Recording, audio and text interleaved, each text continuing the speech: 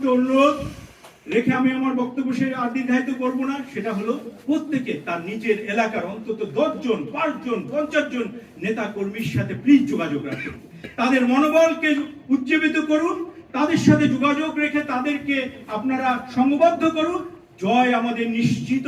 এবং আন্তর্জাতিক পর্যায়ে আজকে গতকালকে বিবিসি একটা নিউজ করেছে, বাংলাদেশের ভিসা সব জায়গায় কেন বন্ধ হয়ে যাচ্ছে, বিবিসি নিউজ করছে।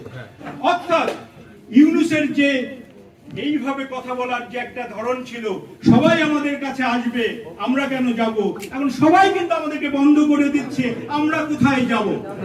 আমি ইউনূসের ব্যাপারে একটা সুস্পষ্ট বলে দিতে চাই, জনাব ইউনূস, হয়তো আপনি ভাবছেন ফ্রান্সের প্যারিসের মেয়র আপনাকে একটা হেলিকপ্টার পাঠাবে, কিন্তু মনে রাখবেন সেই হেলিকপ্টার আপনি যে সমস্ত জায়গায় আগুন দিয়েছেন সে সবটা মনে রাখতে পারবেন, আপনার হেলিকপ্টারটাকে একমাত্র তাও আবার আন্দামান দ্বীপপুঞ্জকে পার হয়ে যেতে হবে, আন্টার্কটিকা যাওয়া ছাড়া আর কোনো আমি পথ দেখি না।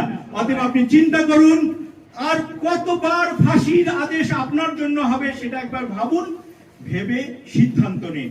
কালকের আদেশ হবে বাংলাদেশ আওয়ামী লীগের প্রত্যেকটা নেতা কর্মীর জন্য সেই রেড লাইন, আমরা প্রস্তুত। জয় বাংলা, জয় বঙ্গবন্ধু, সবাইকে শুভেচ্ছা জানিয়ে শেষ করছি। ধন্যবাদ।